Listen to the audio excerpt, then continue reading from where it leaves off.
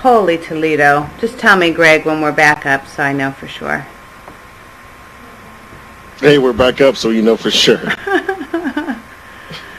Oh, it is the voodoo and the uvu. My apologies, folks. It was completely on my end. I don't know what happened. You probably saw. Well, I know you saw that we lost video on the guys for a little bit, and then I lost audio, and then everything went down here and had to reset a router. And anyway, we're back. Thanks for being patient. It's all Larry's fault. It's all that magical energy. That's what I said. There you go. Oh, well, Larry, thank you for being patient, not just disappearing and going and taking your coconut milk elsewhere. No problem at all. That gave me a minute to actually go back through my notes about 2012.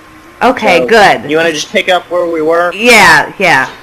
Okay, cool. Hey, real quick, Michelle, Brandon, the big video head said that we can go 50 minutes over because of the loss of feed. Okay, good. Yo, Presidente. All right, then, Larry.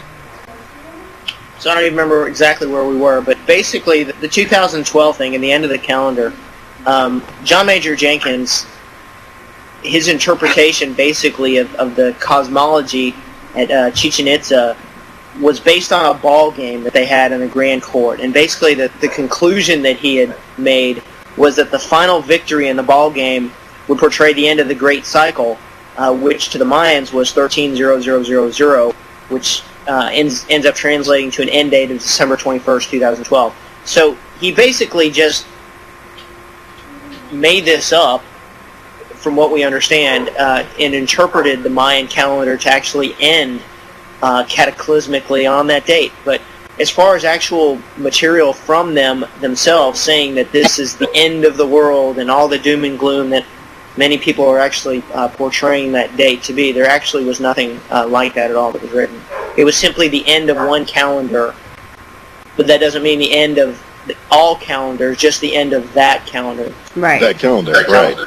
Right. Just like how we have December 31st and then our calendar rolls over to January 1st, it's the exact same thing with the Mayan calendar. So, so I really don't. I don't think, kind of going back to your question, I don't think that there really is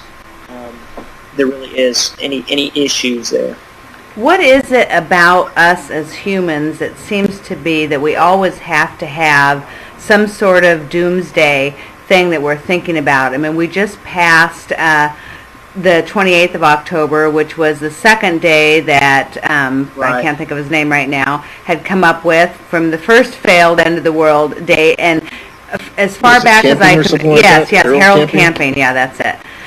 Right. We always have this thing that we're kind of impending doom. And once December 21st, 2012 passes, I think we'll have another one. And what is it about us that almost like, in a weird way, looks forward to or anticipates something like that?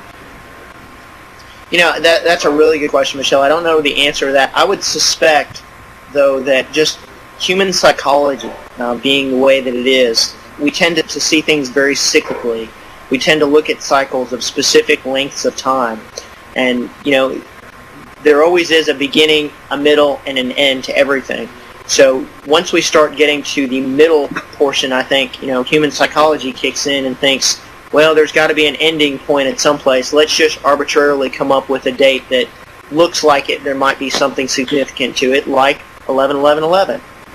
Just the fact that there's those synchronistic numbers that are attached to that. Many people obviously think that there is there's a great change that will occur on that date, but I don't know. I think it's just a human psychology thing. I mean, we've been doing it since the dawn of time. We've been ascribing end of times to specific days that haven't end up coming to fruition, thankfully.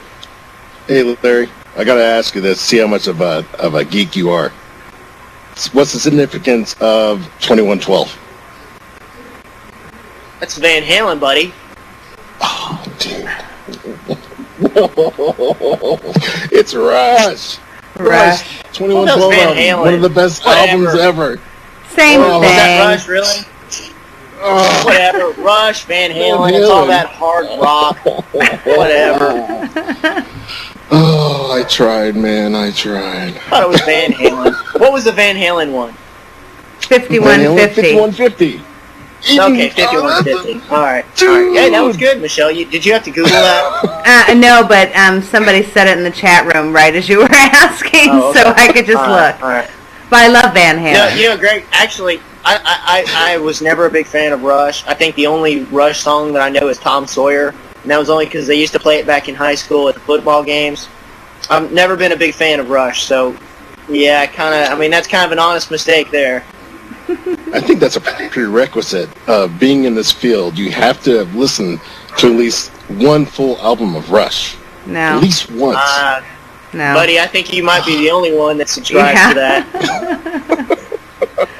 Yeah, I don't know. If you're starting some movement there, Greg, you better look for some other people to join up.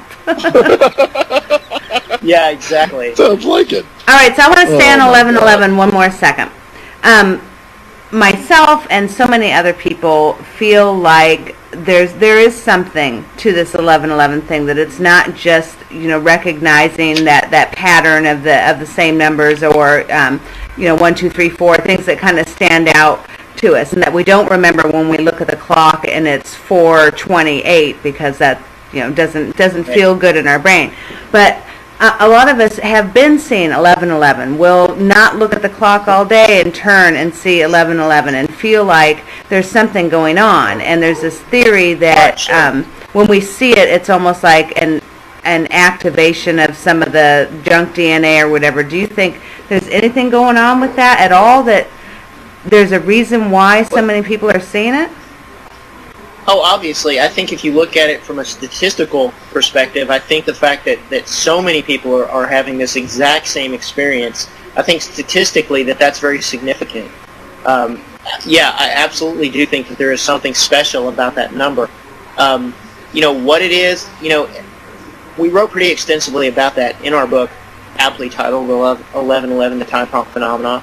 And basically our belief is that it's a wake-up call to something, and the fact that 1111 is such an easily recognized and such an easily remembered number was partly the reason why so many people were having that exact same experience.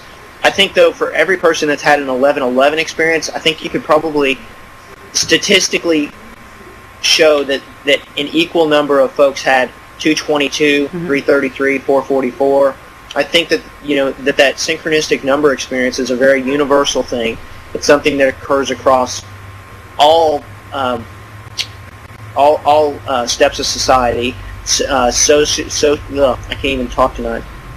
Socioeconomic. There really is no there's really no societal boundaries as far as who experiences these synchronistic number experiences or synchronicities and who do not. I've had the 1111 myself personally a lot. It never seemed to, for me personally, and I'm sure this story is probably different for everyone, but I had never even experienced it actually until we wrote the book on 1111. When we wrote the book on 1111 is when we started noticing it. My writing partner, Marie Jones, and I, it seems like every time we would turn around, she'd send me an email or I'd send her an email, and then we'd have to, giggle about it because we'd reply back and say, "Did you see the timestamp?" The timestamp was 1111, just coincidentally, every single time. But before we actually wrote the book, I never noticed it. I never had any of those synchronistic experiences. Never woke up at 2:22 every morning. But since writing that book and becoming more aware of all of the folks that are having these experiences and all of the different ideas behind why they're having these experiences, I've absolutely started having that myself. So, is there a psychological component to that? Is it a group? Is it some type of a group contagion type thing that's spreading? I don't know. That's a good question, but you're absolutely right. A large amount of people are seeing that exact same number. To me, statistically, there's got to be something to it. Yeah, on my side, I'd never really paid attention to it until other people said, "Did you realize that it's 1111?" Right. Lost Larry. Larry, can you still hear us? Mm-hmm. Yeah, we just lost his video. You'll be back in a second. But I never really thought about it until other people. I think actually it was Michelle that said, "Did you realize it's 1111?" No, Right. what's a man? What does that mean? Is it like time to drink? I've never really given it much thought. Well, and I've Greg, never. After you were. Go ahead, Larry. Well, no, I was going to say, Greg. After Michelle had made you aware of the 11/11 thing, did you start having that experience after that? See, that's the same story with me. So that really makes me wonder. Looking deeper psychologically into that, is that what's triggering a lot of other people to have the exact same experience? Is the fact that I'm seeing 11/11. I'm telling my buddy that I saw 11/11, then he starts seeing it, he starts telling someone about his experience, they start passing it on, and that group contagion psychological component, I think, probably plays into that quite a bit. Is that the be-all, end-all answer? Absolutely not. I'm not going to tell you that I think that's 100% of what's at play here, but I think for sure that there is something to it, but what it is, I don't know. Sure, because it could along the same lines of, I told a friend who tells a friend, blah, blah, blah. That could be the way that the universe is also using us to give somebody else a wake-up call. But I have never had, besides to see that it is 11/11, there's no physical reaction, there's no, cool feeling that overcomes me, there's no new thoughts or anything, no other experience than to just recognize that I'm seeing that time over and over again. Right. All right, Larry, so I got to ask,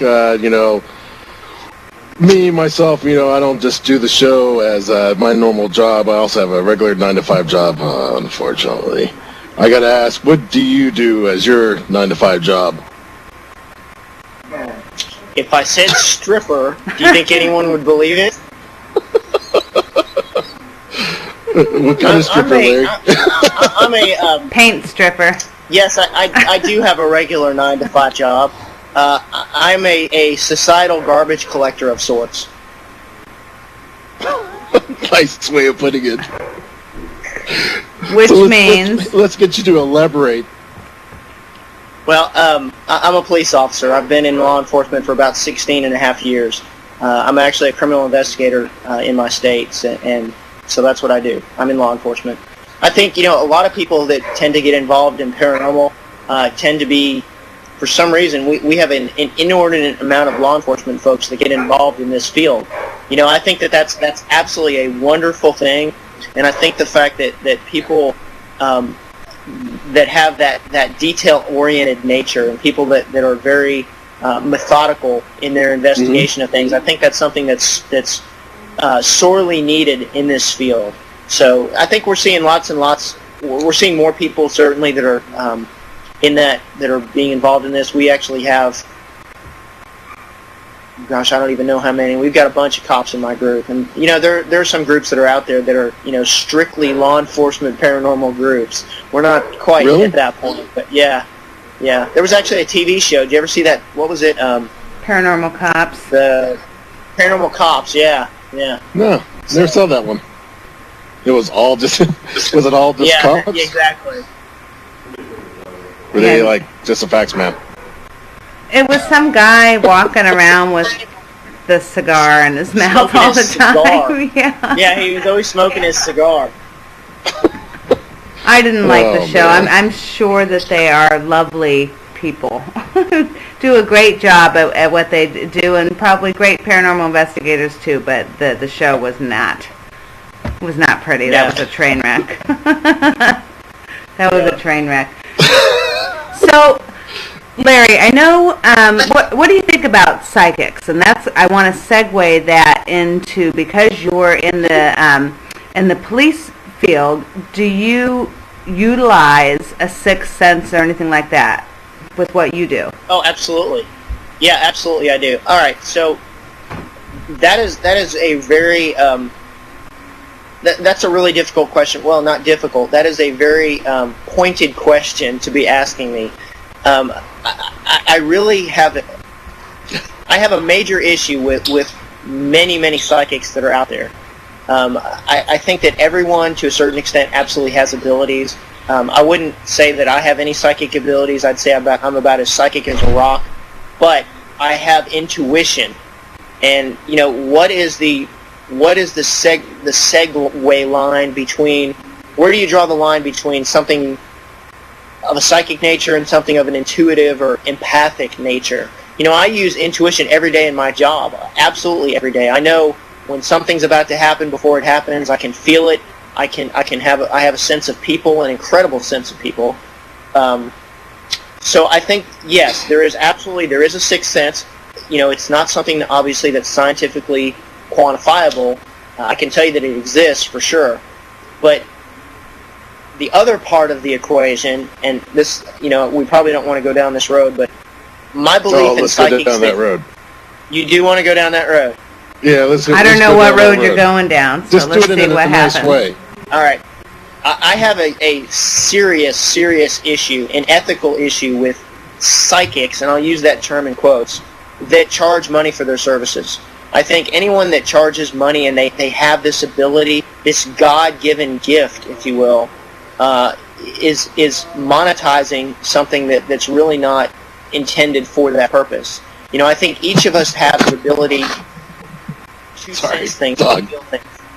But I think the people that are charging for it, and I'm not going to even name any specific names, but there are psychics that are out there that, we have one here in my state, as a matter of fact, that for $250 she will make contact with your loved one. She will guarantee contact with your loved one on the other side and be able to pass messages back and forth. Now, to me, that just instantly screams scam artist right there. I mean, how are you going to prove that this person is actually making contact and passing a message back and forth? Some of the lowlifes that I have to deal with, I think in many cases are even better people than many of the psychics that are out there. Some of the psychics, that really bothers me when you see these psychics that are out there that are intentionally preying on people's emotions. They're utilizing people's grief to make money. And, that to me it's a horrible injustice. So, yes, really to answer your question, I absolutely think there is psychic abilities. I think we all have it to a certain extent, whether you call it psychic or intuitive or whatever.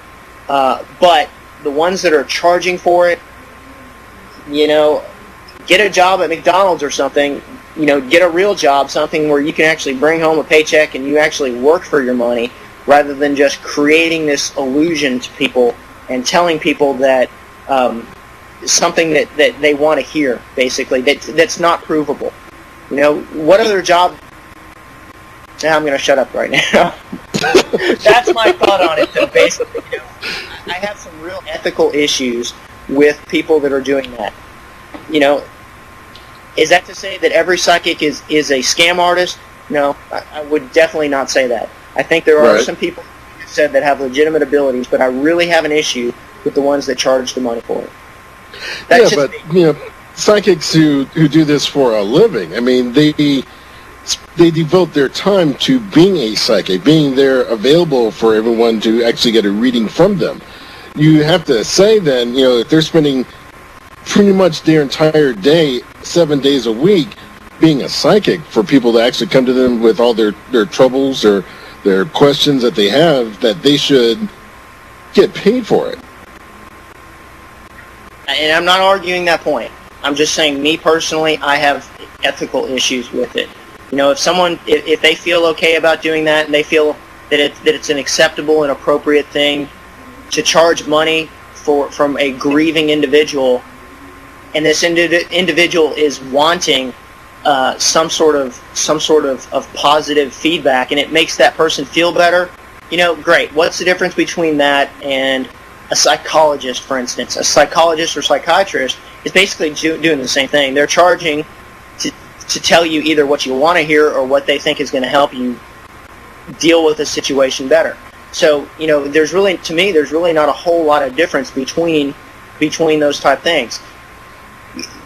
I guess let me tell you my experience with psychics, okay? I personally have never had a psychic that was dead on. Every psychic that I've ever talked to, and I've talked to a lot of psychics, I mean, including some big names that are in the field. Every psychic that I've ever talked to has an incredible ability to read body language. They have an incredible ability to do what's called cold reading, which is something that I've taken a lot of classes in for my work. Basically, it's being able to read not only body language, but kinesthetics. It's being able to read many things about a person that they're putting out mentally, or that they're putting out from a physical perspective. 70% of every conversation is nonverbal. Think about that. 70% of every conversation is nonverbal. So only 30% of what you say is actually worthwhile in a conversation. The other 70% of it can be actually read from your body language. So, how do you absolutely prove that these individuals that are doing this, and they're doing it for a living, are not reading body language, making interpretations based off that, and then giving the feedback back to the individual that they want to hear? Again, is that okay? If they feel like that's an appropriate thing to do, fine, whatever. But you asked me what I thought. That's my personal opinion. But going back to at the same point in time, you also believe that there are psychics that actually do that are legitimate. I do. Absolutely. I absolutely do. Well, let me give you. You also have to admit that not every single psychic is 100% correct. No, exactly. But okay, so let me go back to what I was saying before. Every psychic that I've ever talked to that I've asked to give me a psychic reading has been so far off base on everything. I like to think that I have a poker face. When I'm talking to psychics, basically, I am intentionally not putting out any body language symbology that can be interpreted that the person could then use to do my reading, okay?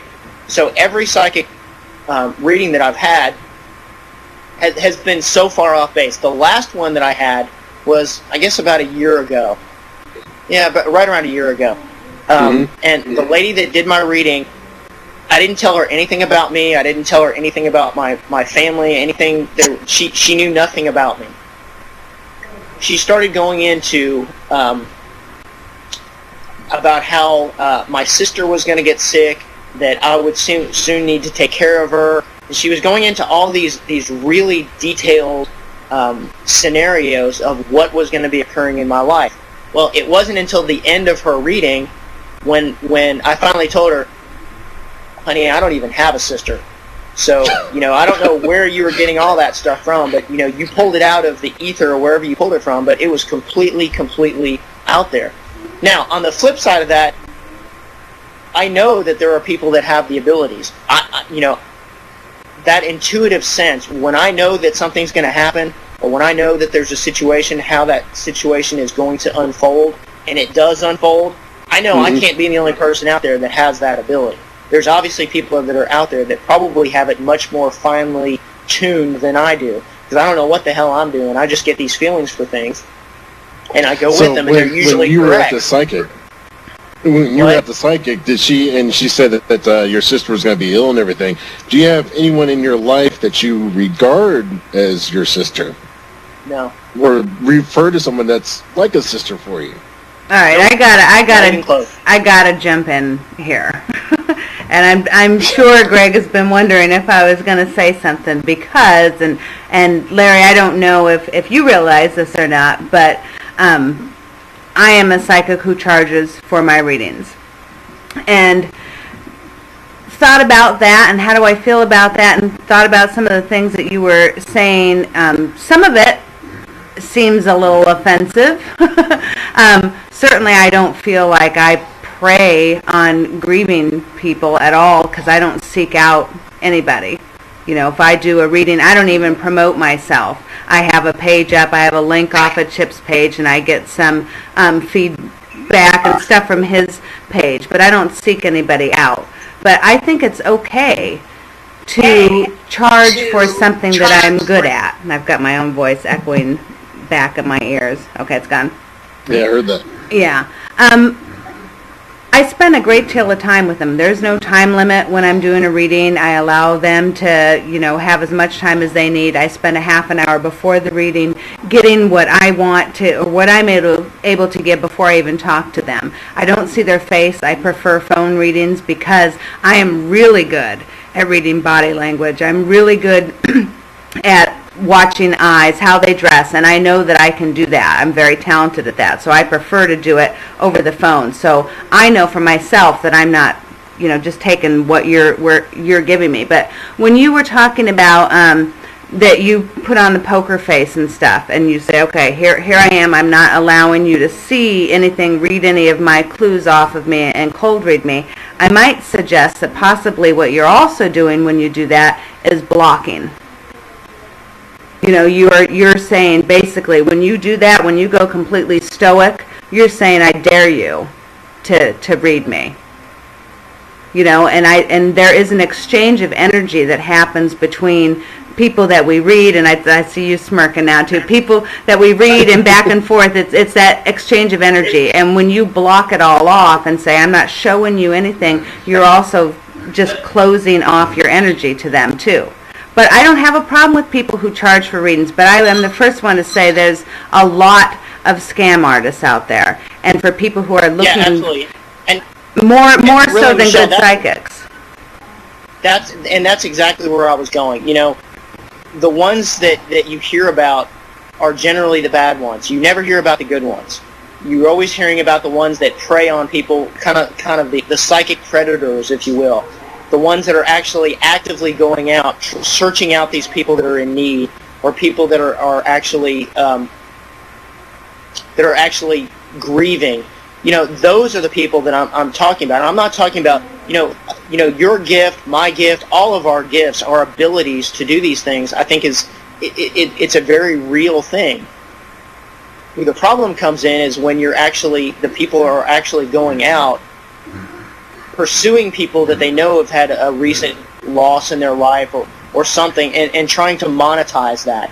That to me is just absolutely intolerable. The ones that are preying on people's grief and needs, those are the ones that really need to kind of brought out and paraded in front of everyone and shamed, but not the ones that are legitimately doing a service. That's why I said before, when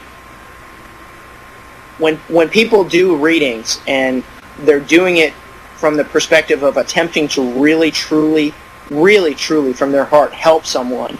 What's the difference between that and a psychologist or psychiatrist? There's really not. You're giving a service, you're trying to make the person feel better, and that's totally okay. What I was trying to say, maybe I came across as more of an ass than I intended to, was it's the ones that are preying on people. The ones that maybe have the gift, maybe they don't, but they're charging for it. They're monetizing something strictly to make money off of other people during their time of need.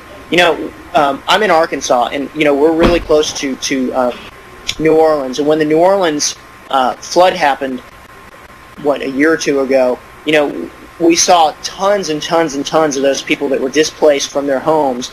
Then they moved to Arkansas, or they came through Arkansas, and they were taken advantage of by people as they were transient through our state. It's the same thing, anytime someone tries to take advantage of someone, that's where my police side of me kind of kicks in, my wanting to protect people, protect them from these bad people.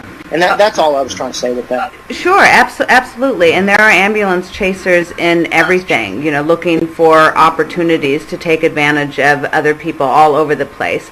And something that I do that is different than I think any other psychic that I know that's doing readings is when we set up our time, all I know is their name and the number that I'm going to call back. And half an hour prior to the reading, I write down everything that I have for them, and right off the bat at the start of the reading, I give them all of that information without knowing that they want to know if their boyfriend's coming back or if their job, blah, blah, blah. Give them everything that I already got. That's for them. That's for me, because I know how people are. If you give somebody good information, they're gonna tear it down and stuff. So if I give it to them before they've asked me anything, I think are going to get more from it. I know that I didn't use a lot of psychology with them because I got it before I spoke to them, but that is a big part of doing readings. If somebody is reaching out for help for anybody, they're looking to feel better, like you said. So there is that dance between giving psychic information and giving basic common sense or psychological approach. I've majored in psychology so I can help with that. But I definitely want to say that I don't have a problem with people charging for their times and gifts, just like, as long as it's not exorbitant. It can get pretty ridiculous. But we all, have a job. You go out and you get paid, and you're expected to do your job and get paid for that. And if you're really good at doing readings, that I have no problem with people who accept money for that service, because it is a service. Yeah. I mean, just like when you take your car in to get it fixed, you don't expect to pay the guy in apples and oranges. You actually expect them to pay in money. We live in a monetary society, so you're going to definitely... Yes, it's an exchange. It's an exchange. Yeah. And I tell you what, my brain surgeon better be talented with gifts from God himself, but I'm not going to dare ask him to do it for free. Dude, you're so talented at this, you got to do it for free because God gave you that gift. All right, I guess kind of going back to what we were saying before, though, the issue that I really have, there's two issues, I guess, with that. One, I guess, would be the blatant disregard or the exploitation, if you will, of folks doing that. But, the charging thing, I don't know, Michelle, I think we're going to have to agree to disagree about that. That's fine. I'm good with that. The charging thing to me is, unless you're providing a quantifiable thing, unless the person is able to actually receive something that is 100% provable, something that is absolutely good material. I mean, how can you, in good faith, how can a lot of folks charge for something that's really nothing more than imagination? You know what I mean? There's not a hard good attached to it, if that makes any sense. No, and we'll definitely have to agree to disagree. But should anybody at the end of a reading with me feel like I did not give them anything that's going to benefit them in moving forward with their life, that it wasn't just a shoot the shit session, I would refund them their money. And that's what I would do. But that's never happened to me. It's never happened once where somebody, said, I think you're full of shit, wrote to me after, I'm available, my phone number's out, How many other we don't psychics? have a lot of time left, so let me. I want to get a couple of questions in before we get to the end. And one question that I did want to ask, which is kind of related to our current subject, as far as psychics and the paranormal. When you go to a location that has bad spirits in the paranormal, you want to do a cleansing. You usually get somebody else that's outside of another group to do that kind of a cleansing. When they do a cleansing, they usually use smudging. I'm sure you're familiar. I know you're familiar with smudging, Michelle. Larry, are you familiar with smudging? You said yes? Absolutely, yeah. Okay. So when they do smudging, do you think that there's merit in doing smudging at a location, or if you do, what do you think is what actually makes it work? Is it the act of the intent, or is it the actual smudging itself? It's an interesting question. I don't remember seeing that on the list. I don't know really. Probably I would think the intention more so than the smudging itself. I went with one group one time. I've only been with a group that did smudging on one occasion. I went with this group and they fired up the sage, and I swear to God, the entire drive home, I was scared we were going to get stopped and they were going to think I was smoking dope, because that stuff smells just like that. But what between that and doing the little salt outside the door and all that stuff, it's probably more about intention than it is, or not only just intention, but maybe tradition, probably much more so than anything physically able to do work from the smoke. But yeah, I'm familiar with it. Stacey Jones says if you believe that the Swiss cheese in your refrigerator will exorcise a demon, then it probably will. Agree. Yeah, I agree with that. So what do you think then? Because I know you've done a couple of cleansings. Do you think smudging actually does something scientifically based, Michelle, or is it the intention that actually makes it work? The only thing that I can think of, because I believe in both, in intent and the physical properties of certain things, and that they have an effect on stuff, is a guy that I saw a video of that can see spirits, and was frightened by it. And he said that he could physically, because he heard about the smudging, he bought smudge sticks, and when he saw the spirits, he was lighting the smudge, and he could see them kind of dissipate and move back. That's a closest I can say to somebody saying I actually saw it. I mean, you can feel a shift in the energy or something, if you will, but I don't know. I'm a big believer in intention, though. Yeah, I agree with Michelle. I think it's probably intention. You know, someone had said that when you burn sage, it actually releases positive ions into the current environment. In saying that, you know, a lot of people think that, you know, having an influx of positive ions can affect paranormal activity. So I kind of tend to think that there is something that could be scientifically linked to smudging as far as doing a cleansing at a location. But, you know, that's Greg, it wouldn't be any different than firing up a cigarette and blowing the smoke. Same principle there. Firing up a cigarette, I don't know about you, Larry. You may be, you know, you're a police officer, so you probably do something a little bit more than just firing up a cigarette. Going into that, you know, that special locker. The special locker. Greg. All right, we don't have that much time left. We got really about 5 minutes. I got to ask Larry, because we were looking, you know, we were talking before the show started. Larry, I got to ask you to show us some of your stuff that you got in this room of yours. Your room of, I got to say, horrors, because you got a lot. Horrors. You've got a lot of paranormal stuff in your room. I got to ask you, show me or show us and the viewers your vampire kit. The vampire kit. All right, I can do that. I'm going to take my laptop on a little journey here. The journey into the unknown. Oh, God. I don't know if you can see it or not. Oh, cool. But check this out. I mean, this is not something that somebody just created. This is like a vampire kit that was used during the 1800s for hunting vampires. Yeah. That is nice. Is that a foot? Is that Bigfoot? Yeah, it's supposedly a cast. I don't know if you can see that or not. Oh, and there's a picture, yeah, above it. Cool. Yeah. Yeah, the picture, you got some stuff.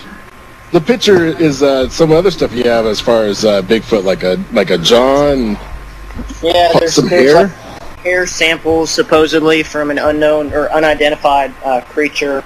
But, yeah, I collect a lot of weird stuff. I really do. I mean, that's, you know, I can't come even close to John Zappis as far as a collection of oddities. But, yeah, I've got a pretty large collection of unusual ephemera, for sure.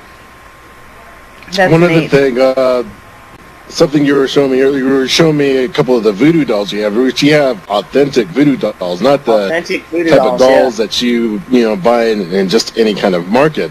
No. You have real voodoo dolls. My wife says that she wants one now, and looked at me, you know, with the evil eye. Yeah, so, she can poke we're you not with going pills. anytime soon.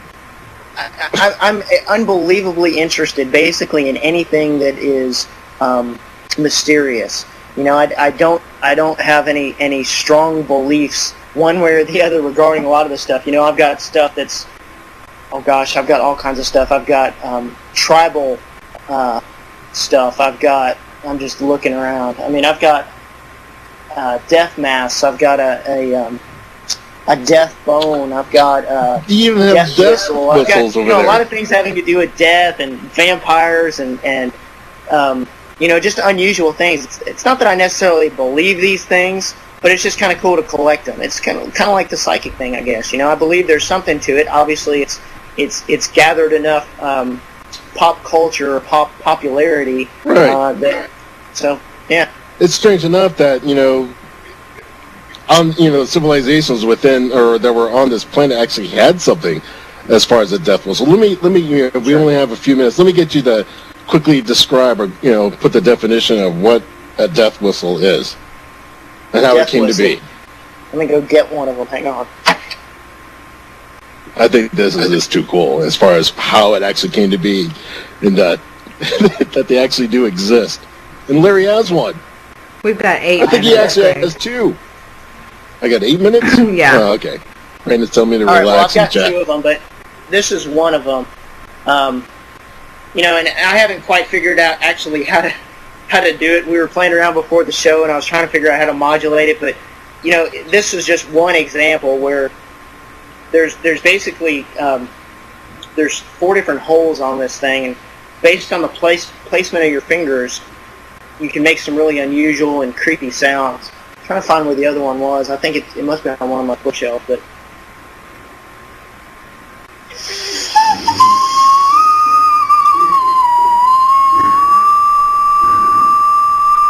I don't know if you can even hear that. Oh yeah. Yeah, it's pretty neat. A lot of culture ascribe these things to basically placing the individuals into a kind of a relaxed, calmative state. It supposedly would output in I can't remember if it was theta or beta, but it would supposedly entrain your brain to drop to that frequency and put you in a relaxed state. So when you're actually killed, that you really wouldn't mind. So now, when you say that, correct me if I'm wrong. I think it was the Mayans are somewhat really largely known for using these things. When they would use it, they'd blow into the whistle, and the guy would be like, "Oh, yeah. I'm so relaxed now. Yes, you can now sacrifice me." And then right. I mean, that's one of the ideas behind this. Yeah. But it all comes down to sound and resonance. So there you go, resonance key. Yep, which is right the other book, and we didn't get a chance to get into this book tonight, which is my favorite, actually, even over 1111. I love reading about resonance. I do believe everything has to do with vibration and sound, and coincidentally enough, Larry, when I'm doing a reading. And this is true, although it sounds like bullshit now, but when I'm doing a reading, if I'm giving information that's like really important, I get chills. I get a vibration up the right side of my body. And so that was one of the questions I was going to ask you about, but we went kind of the other way with things tonight. But The Resonance Key is a great book. I'm trying to hold it up here so you can see it. Good. So you can get any of these. 1111, the time phenomenon. The latest, I believe this is the latest, the Trinity, the Power of Three and the Code of Creation. Good book. And the Déjà Vu Enigma. And I'm probably missing, I think there's one of yours that I don't have. I'm not sure. One or more. I'm not sure. But the Déjà Vu Enigma was cool too. I mean, there's so many different things, and you're just a wealth of knowledge about so many different subjects. They definitely want to have you back on another time to maybe instead of maybe this could serve as a general who is Larry, and then we can do other shows and just zero in on one thing, one or two things, and move forward like that. But where can anybody find you, Larry? What's your website? My writing website with my partner is www.paraexplorers.com. It's kind of a play on the word pair of explorers, but it's PARAEXPLORERS.com. My paranormal group website is rpast, www.arpast.org. Got a Facebook page, all that. So very digitally accessible. We just came out with a line of ebooks last week, actually, in Kindle format. Yeah, we did. So we're actually going to try doing some of the ebook stuff. Oh, cool. See how that goes. There's links to that off of our Para Explorers Facebook page. We have a lot of stuff coming up. We've got our time travel book that we're in the process of writing. We've got our movie, which is about to go into production. That's the 19 Hertz. 19 Hertz, yeah. We're working on we're working on another concept that I'm really not at liberty to say a whole lot about, but yeah. But watch for 19 Hertz. I mean, and correct me if I'm wrong, but I believe that during the movie there'll be a certain frequency, 19 Hertz, kind of pumped into the theater that elicits that fear feeling. That's what we're hoping. We'll leave that up to the final production people, but yeah, that was kind of the idea. Hopefully, I think that would be so cool. Yeah, it would. But oh well. Let's have Larry back, and next week is the co-author of these books, Marie D. Jones. She's going to be on with us, and we're going to debate psychic readings with her. We're not. We're really not. That was fun, and that's a good thing about. I thought that was just a nice casual talk. No, and what? No, there's nothing wrong with debate. I don't have a problem with debate, and I'm absolutely okay with agreeing to disagree. And that's the awesome thing about some people in this field. That if you respect them, you respect their right to think differently than you do, and that's okay. There's no problem. So some people in the paranormal field could probably take a little bit of a lesson in allowing people to believe what they want to believe. So right. Some? Sure. Yeah, some are more. Yeah, there is so much drama and so much problems in the paranormal community. That's probably the least issue, the smallest issue that's out there. Absolutely. Right. It happens, unfortunately.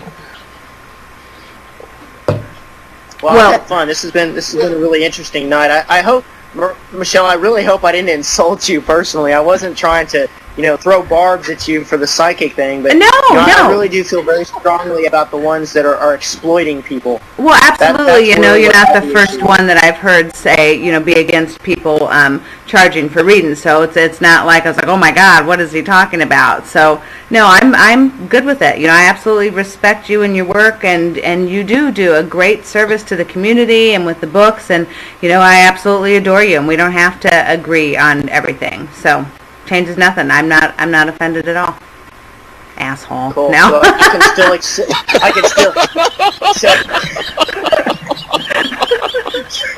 So I can still expect my invitation to the next Through the Veil. We'll see about that, Larry. We'll be in touch, Larry. That was fun. Oh my God. That was fun. All right, guys. You know we love you, Larry. Yes, and I know. And his Merce. Oh, we didn't even, dude. Okay, real quick. This is the only guy I know that buys a kick-ass bike. Kick-ass. And then what's he put in the front of it? A man's purse. If you don't know what a man's purse is, wait, the abbreviation is on the front of it. No. You had it on the front. You took this badass picture. It's like, check out my bike, man. It's badass. You can even hear the music in the background. That is so... But then he whips out the Merce on the front of the bike. Greg, you are so off base about that. A Merce is not attached to the bike. That's just a fork bag on the front of the bike. The Merce is a standalone carry bag that you carry. This is not attached to the bike. This is just a totally different concept. You're digging yourself deeper. Oh, dude. Actually, that's not. When you come to Atlanta. That's a nice looking guy's bag or Merce. I expected it to be looking different. That's kind of canvas and fatigue, army green color. I'm cool with that. That's a guy's bag. Yeah, I mean it's very manly. You got that, Greg? Not very manly. Not very manly, Larry. I didn't say that, but I mean I'm okay with it. It's a good thing I didn't bring my pink satin one up here, right? Yeah. All right, guys. We better end this on this note before Brandon kicks us off of the air altogether. Thank you, Larry, for joining us, and we're definitely going to have you back and talk about. I'd really like to get into a whole hour of resonance and that kind of stuff. So, thank you. Yeah, definitely. Yeah, thanks for having me. I think that would definitely be cool. I think so too. All right, guys. Big love. Thank you to everybody in Wiener, Arkansas for listening. We love you. Love the Wiener, and we'll see you guys next week. Night, everybody. See you guys.